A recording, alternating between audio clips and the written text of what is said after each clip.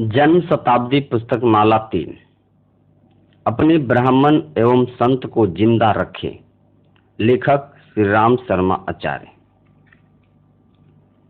देवियों भाइयों, आप में से अधिकांश व्यक्ति सोच रहे होंगे कि मैं यहाँ था परंतु व्याख्यान क्यों नहीं दिया, विशेष कारणवश व्याख्यान नहीं दिया। बेटे, मैं अपने जीवन भर प्रयोग करता रहा हूं कि कौन कौन से प्रयोग किए। पहले ब्राह्मण बनने का प्रयोग किया कि ब्राह्मण तत्व के क्या क्या चमत्कार होते हैं। मैंने उसे अपने जीवन में धारण करके देखा है और पाया है कि इसमें सफलताएं भी है तथा चमत्कार भी है। ब्राह्मण जीवन किसे कहते हैं? किफायत सारी जीवन को कहते हैं।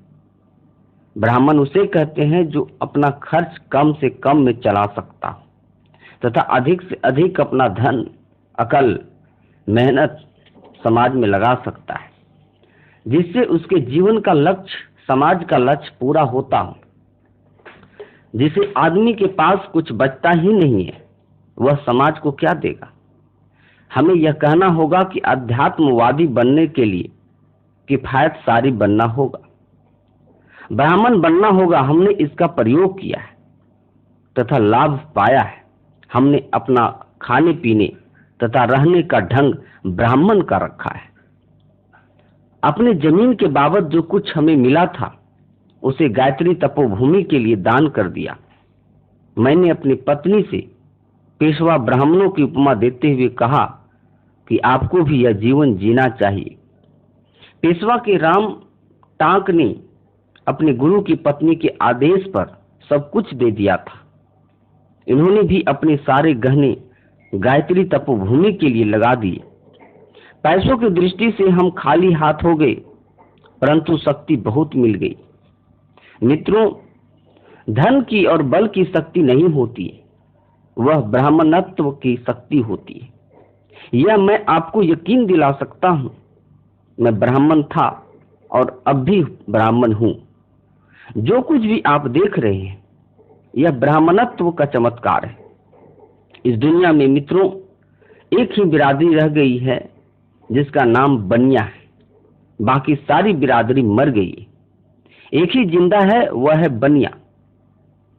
सारे के सारे क्षेत्र में बनिया ही बनिया छाया हुआ है। ब्राह्मण कहीं नहीं, परंतु हम ब्राह्मण हैं।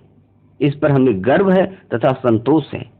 अगर कोई अपने को ब्राह्मण बना सकता हो, अपने को खर्च और लागत को कम कर सकता हो तथा नियत में ब्राह्मणत्व है, तो हमें प्रसन्नता होगी। परंतु आपकी नियत में तो चंडाल बसा हुआ है।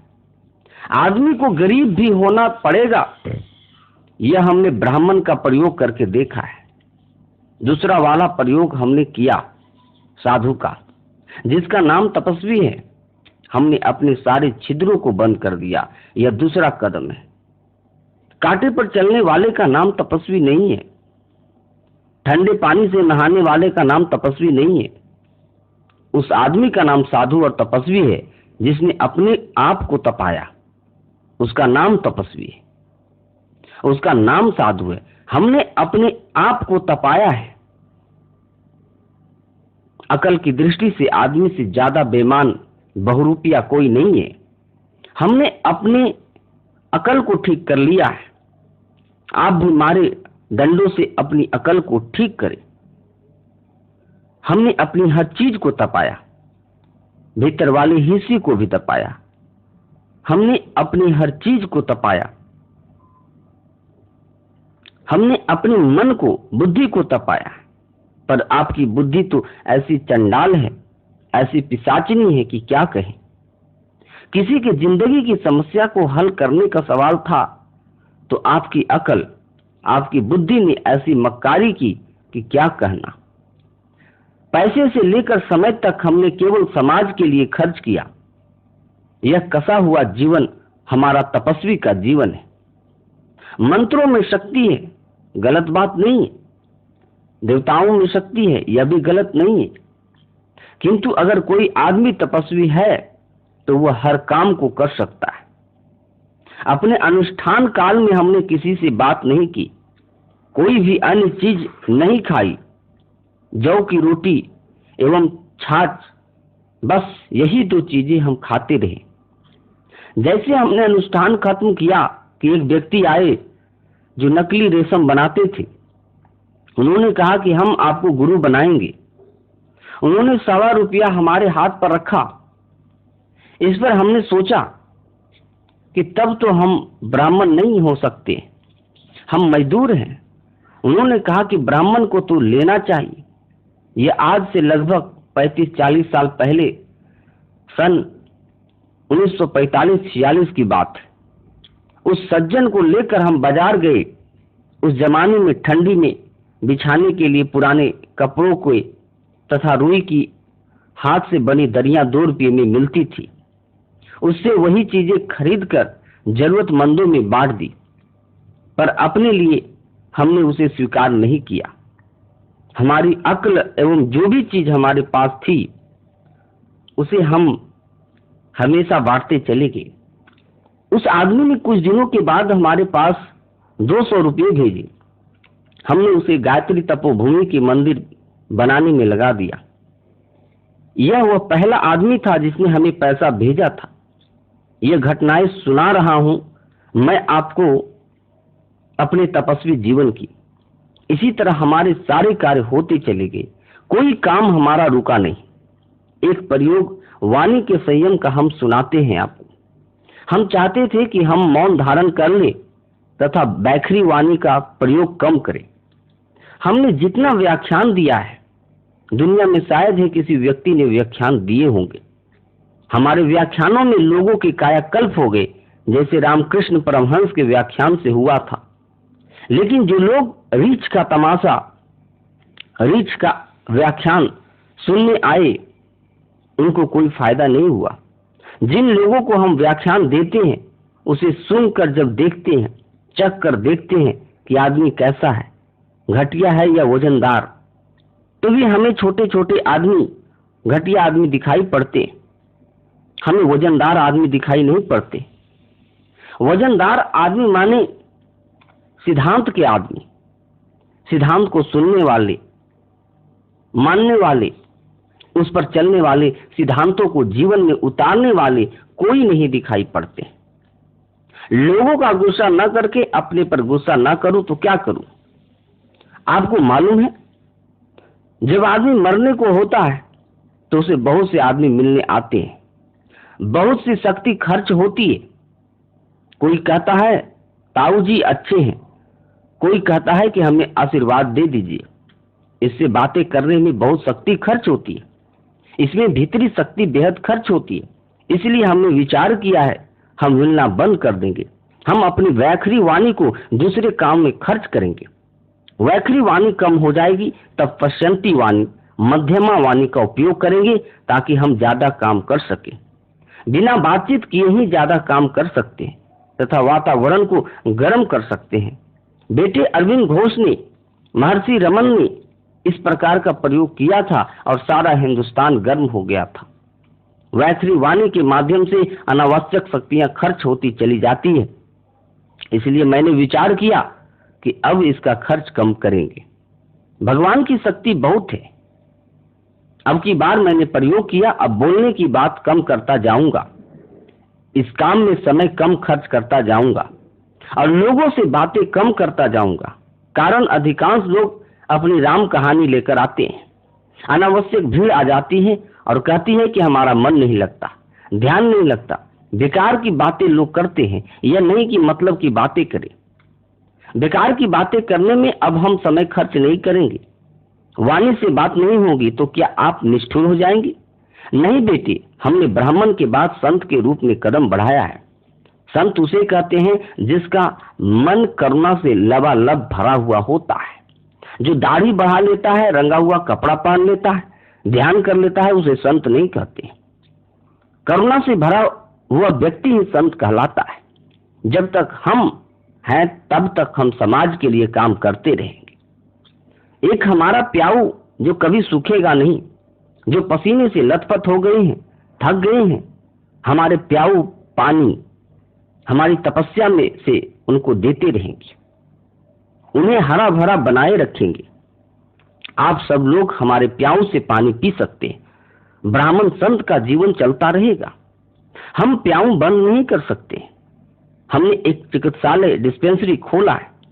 जो भी दुखी हमारे पास आए, हमने उसे छाती से लगाया, उसकी बीमारी का, दुख का बराबर ख्याल रखा है।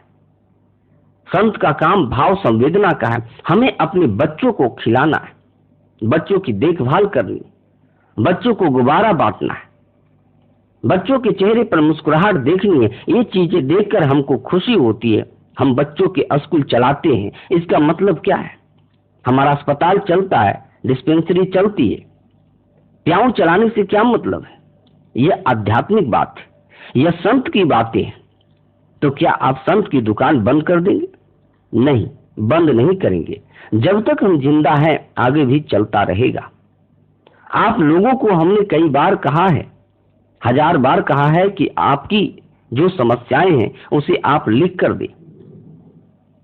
आप आधा घंटे भी भगवान का नाम नहीं ले सकते। आप कहते हैं कि हम आपके रास्ते पर चल सकते। बेकार की बातें मत कीजिए। तराजू हमारे पास है। हम जानते हैं, हमारा भगवान जानता है कि आप क्या हैं। इसलिए हमने इस बार यह कहना शुरू कर दिया है कि आप हमारा समय नष्ट करने के बजाय लिख कर दे जाइए। आप यहाँ न ध्यान करने आते हैं, न पूजा करने आते हैं, न मतलब की बात करने आते हैं। केवल घूमने आते हैं, किराया खर्च करते हैं। आप हमें बेअकल समझते हैं।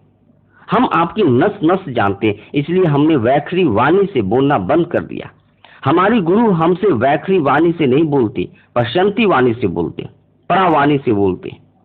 आपकी बातों को हमने सुन लिया है और कहा है कि बेकार की राम कहानी कहकर हमारा समय क्यों खराब करते हैं। हमें राम कहानी से क्या मतलब है? आप मतलब की बात कही। साथियों, हमारे मौन धारण करने का एक और कारण है। आप यह मत सोचिए कि मैं अपना प्याऊ बंद करने जा रहा हूं। हमें बच्चों को खिलाने का शौक है। हमें बच्चों को प्यार करना, उन्हें गुब्बारा देना बहुत प्यारा लगता है। स्वयं घोड़ा बन जाना तथा बच्चों को पीठ पर बैठा लेना तथा घुमाना बहुत प्यारा लगता है। हम जो भी सहायता आपकी कर सकते हैं वह अवश्य करेंगे, परंतु आपको भी स्वयं में संवेदना पैदा करनी होगी। हमने कहा है कि आप उपासना करिए, जप करिए, ताकि आपको उस समय परा एवं प्रशांति वाणी से दिशा दे सकूं। अन्यथा मैं अपने मौन की शक्ति प्रेषित करूंगा और आपको नुकसान होगा। मेरे गुरु के व्याख्यान देने का कार्य बंद हो गया तो क्या उनकी शक्ति कम हो गई? हम नहीं बोल रहे हैं, हमारा गुरु बोल रहा है। आप भी उनकी शक्ति से बोलेंगे। प्रज्ञा पुराण जब आप पढ़ेंगे और लोगों को सुनाएंगे, तब वह आपकी वाणी में नहीं बल्कि मेरे गुरु की वाणी में होगा, जिसमें अधिक ताकत होगी। आपकी वाणी में कोई ताकत नहीं होगी। आप ऐसे ही बकवास करते रहेंगे। हम मौन हो जाएंगे तो हमारी शक्ति बढ़ जाएगी। हमारी परा एवं प्रशांति वाणी की ताकत बढ़ जाएगी। आप मेरी उस वाणी को सुनेंगे तो आपके आंखों में पानी आएगा, भाव संवेदना जगेगी। इससे हम आपकी सहायता ज्यादा कर सकेंगे। आप क्या सोचते हैं कि आप लोगों के ऊपर हमारा कोई असर नहीं पड़ता है? यह हमारा मौन ब्राह्मणत्व है, यह तपस्वी की वाणी है। हमने सेवा करने में संत की प्रवृत्ति को जिंदा रखा कि हम समाज की सेवा करेंगे। आज व्यक्ति की सेवा ज्यादा है, समाज की सेवा गौण हो गई। हमारे मरने के बाद आप देखेंगे कि गुरु जी के मरने के बाद उनका समय, धन, श्रम किस काम में खर्च हुआ है। हमारी शक्ति एवं सामर्थ्य बच्चों को खिलाने में, अस्पताल खोलकर मरीजों की सेवा में खर्च हुई है। हमने अभी तक समाज को 40% दिया है और लोगों को, दुखियारों को 5% दिया है। अब हमारा मन है कि इसका हिस्सा बढ़ाया जा सके। जब हम मौन धारण कर लेंगे तो हमारा ब्राह्मण और जाग जाएगा। उस समय हम व्यक्तियों की भी ज्यादा सेवा कर सकेंगे, ठोस सेवा कर सकेंगे। अभी तक हमारी सहानुभूति का अंश ज्यादा रहा है, सेवा का हिस्सा कम रहा है। हमने सहानुभूति दी है तथा पाई है। अगर हमने किसी की 1 किलोग्राम सेवा की है तो उसमें 500 ग्राम सहानुभूति भी है। उस समय हम साधन संपन्न एवं समर्थ थे। पर अगले दिनों जब जीवात्मा को हम और ऊपर उठा लेंगे तब हम अधिक सेवा कर सकेंगे। आपके लिए हमने कुछ किया है या नहीं, इसका सबूत देखना हो तो दृष्टि पसार कर देखिए कि कुछ है, तो आप पाएंगे कि इसी कारण से यह 50 लाख आदमी हमसे जुड़े हैं। अन्यथा इतने आदमी कहां से आते? यहां हम कहां कहते हैं कि कुछ नहीं हुआ। 50 लाख आदमी हमारे एक इशारे पर खड़े हो सकते हैं। इतनी शक्ति पीठ कहां से बन गई? 50 लाख मुट्ठियां, 50 लाख लोगों का 1 घंटे का समयदान कुछ मायने रखता है। हम अपने ब्राह्मण को फिर जिंदा करेंगे। संत दानी होता है। आदमी को दानी बनने के लिए संत बनना होगा। हम ब्राह्मण और संत को पुनः जिंदा करेंगे। ब्राह्मण जमा करता है, संत उसे खर्च कर देता है। हमने निश्चय किया है, विचार किया है कि जिंदगी के इन आखिरी क्षणों में अपने ब्राह्मण एवं संत को साध कर सबके लिए एक मिसाल स्थापित कर दूं। क्या हम जिंदगी भर अपने बीवी बच्चों को ही खिलाते रहेंगे जिस पर मनुष्य का भविष्य टिका है? क्या उसके लिए कुछ नहीं कर सकेंगे? अपने लिए अधिक, समाज के लिए इतना कम, यह कैसे होगा? मेरे गुरु ने दुखियारों की सेवा, समाज की सेवा कम की है, परंतु उसने सारे विश्व को हिला दिया है।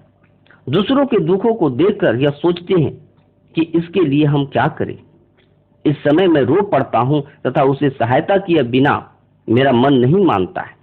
यह क्रम चलेगा ही, परंतु एक काम और है इंसान को ऊंचा उठाने का। हम सोचते हैं कि और यदि यह काम भी किया होता तो मजा आ जाता। आप जितने लोग बैठे हैं, अगर आपको हम फुटबॉल की तरह ऊंचे उछाल दिए होते तो मजा आ जाता। आप लोगों को उछाल दे तो आप में से हर आदमी हनुमान, विवेकानंद दिखाई पड़ेगा। आप लोगों में एक भी आदमी ऐसा नहीं है जो रैदास की तुलना में गरीब हो, परंतु आप इतने भारी हैं कि आपके सेल्स काम नहीं कर रहे हैं, आपके हाथ उठ नहीं पा रहे। मानसिक दृष्टि से एक एक बेड़िया से एक एक बेड़िया इतनी भारी है जैसे 1000 मन की हो। ऐसे में आपको कैसे हटाऊं? आपकी बेड़िया को मैं काटूंगा, क्योंकि हमारे बाद इन बच्चों को खिलाने वाला, नर्सिंग होम चलाने वाला कहां से लाएंगे? यह अस्पताल बंद हो जाने पर आपके अनुभव के बिना इनका ऑपरेशन कौन करेगा? इंसान को उठाया नहीं जा सका तो बात कैसे बनेगी? इसी काम के लिए हम समय लगाना चाहते हैं। सवाल हमारे समय का है। आप तो केवल पूजा के पीछे पड़े, देवी देवता के पीछे लगे कि मनोकामना पूरी हो जाए। किसी दिन मेरे दिमाग में गुस्सा आ गया हो तो पूजा को ही बंद कर दूंगा और कहूंगा कि इसी के पीछे पड़ा है, पूजा के चक्कर में पड़ा है। पूजा से आज्ञा चक्र जगेगा। सुन लेना, एक दिन मैं पूजा की गालियां दूंगा यदि यही रटता रहा कि सब कुछ पूजा से मिल जाएगा और यही समझता रहा कि माला घुमाने को पूजा कहते हैं। देवी देवता को पकड़ने का नाम पूजा है। अज्ञानी लोग, भ्रमित लोग मनुष्य को दबाने तथा चक्कर में डालने के नाम को पूजा कहते हैं। देवी देवताओं को पकड़ने के लिए, मनोकामना पूर्ण करने के लिए जो आपने पूजा का स्वरूप बना रखा है वह बहुत ही घटिया रूप है। पूजा ऐसी नहीं हो सकती, ध्यान ऐसा नहीं हो सकता जैसा कि आप लोगों ने समझ रखा कि अगरबत्तियां चढ़ाएंगे, चावल चढ़ाएंगे, शक्कर की गोली चढ़ाएंगे और मनोकामना पूर्ण हो जाएगी। इतना घटिया अध्यात्म नहीं हो सकता है जैसा कि आप लोगों ने सोच रखा है। आपकी पूजा घटिया, आपके देवता घटिया, सब घटिया। इसको समझना चाहिए। हर रोज चिट्ठियां आती है, हर शाखाओं में मार काट। मुझे मैनेजर बनाइए, इस मैनेजर को निकालिए। हमने शाखा तथा शक्ति पीठे इसलिए नहीं बनाई थी, देवता को इसलिए नहीं बैठाया था कि लोगों का अहंकार बढ़े। हमने ट्रस्टी इसलिए नहीं बनाया था कि इसे बर्बाद करो। हमने स्वयं गलती की इन लोगों को मालिक, ट्रस्टी बनाकर, इनके अहंकार एवं स्वार्थपरता को आगे बढ़ाकर। अब पंचायत समितियों में जिस प्रकार झगड़ा होते हैं, हमारे शक्ति पीठों में भी हर जगह चंडालपन है। हमें क्या दिखता नहीं? क्या हमने शक्ति पीठे इसलिए बनाई थी, पूजा इसलिए प्रारंभ की थी, इसलिए संगठन बनाया था कि आप लोग अहंकारी बन जाइए और आपस में ही एक दूसरे की टांग खिंचाई कीजिए? आप ऐसी पूजा को बंद कीजिए। पूजा मत कीजिए, पर यह घटियापन बंद कीजिए। आप नास्तिक हो जाइए भले ही, पर आप इस तरह के संगठन बनाना बंद कर दीजिए। आप शक्तिपीठों को बनाना बंद कर दीजिए। यहां हम एक बात अवश्य कहेंगे कि आप आध्यात्मिक के मौलिक सिद्धांतों को समझिए, पूजा को पीछे हटाइए, आध्यात्मिकता के मौलिक सिद्धांतों को समझिए। आप यह मत सोचिए कि गुरुजी ने 24 लाख का जप किया था। नहीं, हम और 24 लाख के जप करने वाले का नाम बता सकते हैं जो आज बिल्कुल खाली एवं छुच्छू है। जब करने वाले कुछ नहीं कर सकते हैं, हम ब्राह्मण की शक्ति, संत की शक्ति जगाना चाहते हैं। आप राम का नाम ले या ना ले, अब तो मैं यहां तक कहता हूं कि अब माला जप करे या ना करे, एक माला जप करे या 81 माला जाप करे, परंतु मुख्य बात यह है कि आप अपने ब्राह्मणत्व को जगाइए। प्यायु को कौन चलाएगा? हनुमान चालीसा पाठ करने वालों ने कितनों का भला किया? ब्राह्मणों ने भला किया है, संतों ने भला किया है। ब्राह्मणों की वाणी में, संतों की तपस्या में बल होता है। आपको इसी प्रकार कोई मिल जाएगा तो आप नास्तिक हो जाएंगे। आप पूजा का महत्व बढ़ाइए। अध्यात्म इन लोगों के द्वारा ही टिका हुआ है। आपके पास बैंक में धन जमा नहीं है तो चेक कैसे काट सकते हैं? आपके बैंक में पूंजी होना चाहिए, पहले जमा तो कीजिए कुछ। केवल पूजा से ही काम चलने वाला नहीं है। हमारी सबसे बड़ी पूजा समाज की सेवा है। हमने लाखों आदमियों की ही नहीं वरन सारे विश्व की सेवा की है। हमने अपनी अक्ल, धन, अनुष्ठान, वर्चस्व सभी इसी में लगाया है। हमने खेती करने वालों, मकान बनाने वालों को देखा है कि सेवा के नाम पर नगण्य। आप अकेले चले, हमारे गुरु अकेले चले हैं, हम अकेले चले, आप भी अकेले चलिए। संगठन के फेर में मत पड़िए। आपको बोलना नहीं आता है, आप कहते हैं कि व्याख्यान सिखा दीजिए। आप हैं कौन? हमें बतलाइए। भाषण से क्या होगा? आप हमारी बात मानिए। आपको बोलना नहीं आता है तो हम क्या करें? आप पोस्टमैन का काम करिए, हम बोलना सिखा देंगे। लड़कियों को सिखा दिया था, महाराज जी हमें भी बोलना सिखा दीजिए। आप त्याग करके तो हमें बतलाइए। जवाहरलाल नेहरू एवं शास्त्री जी को गांधी जी ने खादी बेचने को कहा था। वे घर घर जाकर खादी बेचते थे, घर घर धकेल गाड़ी लेकर जाते थे तथा लोगों से कहते थे कि आप खादी पहनिए। तो क्या वे खादी बेचते थे? हाँ बेटी, खादी बेचते थे। आप अपने आप को निचोड़िए। ये हमारा बेटा, यह हमारी पत्नी, देखना यही तुझे ऐसा मारेंगे कि तुझे याद रहेगा। हमारा बेटा, हमारी पत्नी यही रटता रहेगा कि कुछ समाज के लिए, भगवान के लिए भी करेगा। नहीं गुरुजी, हम तो हनुमान चालीसा पढ़ते हैं, गायत्री चालीसा पढ़ते हैं। अरे स्वार्थी कहीं का, तेरे तो अकल खराब हो गई, अहंकार बढ़ गया। हमने आप में से हर किसी को कहा है कि आप ब्राह्मण बनिए। नहीं गुरुजी, हमने तो चंदा इकट्ठा कर लिया, तो हम क्या करेंगे इसका? आप आदमी तो बने, पहले आप आदमी बनना सीखें। आप घटियापन छोड़िए, सुबह से शाम तक काम कीजिए, पात्रता बढ़ाइए। ऋषियों ने अपने रक्त को एक घड़े में भरा था जिससे सीता जी उत्पन्न हुई थी। आपको भी संस्कृति की सीता की खोज करनी है। समाज के लिए, संस्कृति के लिए आप भी अपना समय, अपना पैसा निकालिए, अपना रक्त निकालिए। आप अपने को निचोड़िए तो सही। निचोड़ने के नाम पर अंगूठा दिखाते, त्याग के नाम पर जीभ निकालते, बकवास के नाम पर, घूमने के नाम पर बिना मतलब के आडंबर बना रखे। अपने आप को निचोड़िए। आप अपने को यदि निचोड़ेंगे तो फिर देख लेना आप क्या बन जाते हैं। हमने अपने आप को निचोड़ा तो देखिए क्या बन गए।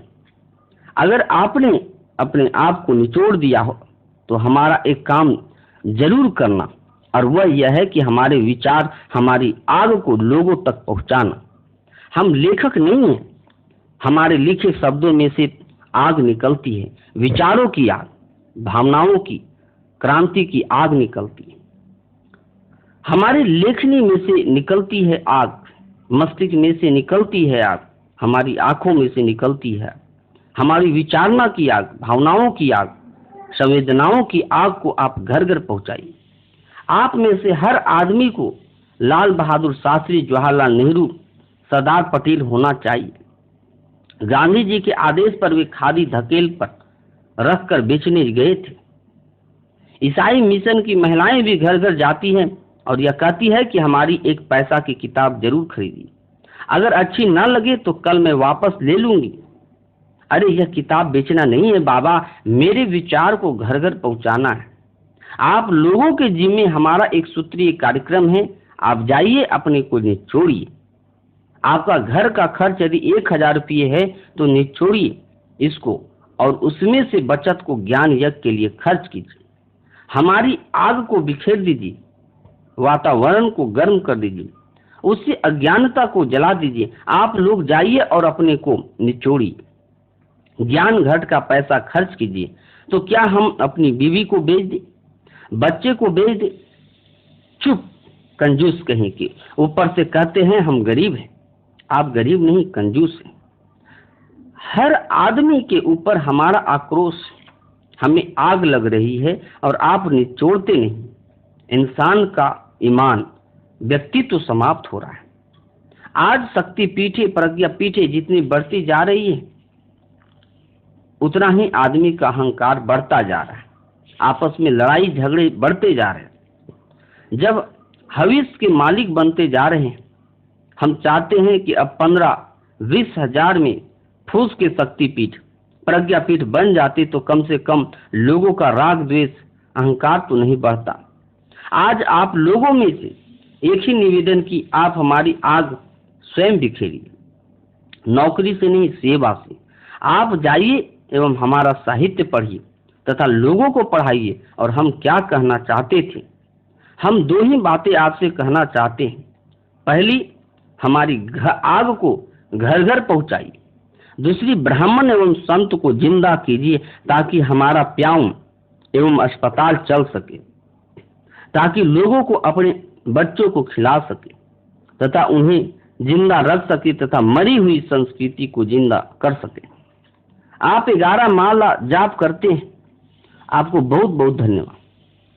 यह जादूगरी नहीं है, किसी माला में कोई जादू नहीं है। मैं तो यहाँ तक कहता हूँ कि मनोकामना की मालाएं जादूगरी की माला में आग लगा दीजिए। आप मनोकामना की माला, जादूगरी की माला, आज्ञा चक्र, जागृत करने की माला को पानी में बहा दीजिए। तो क्या करें महाराज जी, आप अपने ब्राह्मणत्व को जगा दीजिए, साधु को जगा दीजिए, ताकि आप अपनी नाव स्वयं पार कर सकें। अन्यथा हम यही कहेंगे कि शायद हमारा तप कम है, नहीं तो कहीं न कहीं हमें ब्राह्मण साधु मिल ही जाते। आपके पास धन नहीं तो आपकी भावना, विचार, श्रद्धा तो समाज में बिखेरी सकती है, वही बिखेरिए। संत बनकर अपना परिचय दीजिए। संत दानी होता है, संत उदार होता है। हमारा मन था कि अपने बचे हुए शेष दिनों में ब्राह्मण तथा संत का काम अधिक से अधिक कर सकूं, लोगों की मध्यमा वाणी से, परावाणी से अधिक सेवा कर सकूं। यह हमारा मन है।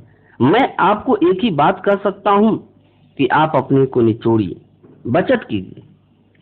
आपके श्रम, समय, धन और विचारना, भावना की समाज को जरूरत है, संस्कृति को जरूरत है। इसे विलासिता में खर्च मत कीजिए। अगर किसी में ब्राह्मणत्व एवं संत जिंदा है तो उसे निचोड़िए, उसे आप बिखेर दीजिए। हमें प्रार्थना की है कि यदि आप लोगों में कहीं भी किसी भी कोने में यदि ब्राह्मणत्व या संत जिंदा हो तो वह जग जाए। उपासना साधना के नाम पर आप जादूगरी बंद कीजिए। देवता को गुमराह करने वाली, मनोकामना सिद्ध करने वाली पूजा बंद कीजिए। साधना किसे कहते हैं आपको मालूम नहीं। आप हनुमान जी की पूजा करते हैं, संतोषी माता की पूजा करते हैं। यह मंत्र है, न यंत्र है, न पूजा है। आप हनुमान जी या संतोषी माता को साधते हैं। अरे पहले अपने आप को तो साधिए ना। पर यह जो जादूगरी आप करते हैं वह बदमाशी के सिवा कुछ नहीं। अगर आप पूजा उपासना करते हैं तो ठीक, यह आपकी मर्जी है, पर यह न कोई मंत्र जप है, न भजन है। यह मात्र धूर्तगिरी है। पूजा के नाम पर यदि आप ऐसी बदमाशी करते हैं तो आपकी मर्जी, पर इससे कुछ होने वाला नहीं। पहले आप समर्पण करना सीखिए। ये मोटी मोटी बातें थी जो हमने किसी तरह से आपसे कह दी।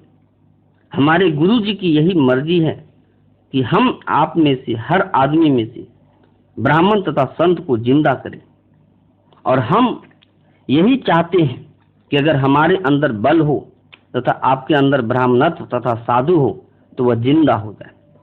इस विदाई के अवसर पर यही कहकर हम आप लोगों को विदा कर रहे हैं। मित्रों, गुरु जी ने हमेशा दिया है, आगे भी देते रहेंगे। शर्त एक ही है कि आप अपनी ब्राह्मण तथा संत की प्रवृत्ति जिंदा करें। आप जाइए एवं अपने अपने कामों में जुट जाइए। ओम शांति।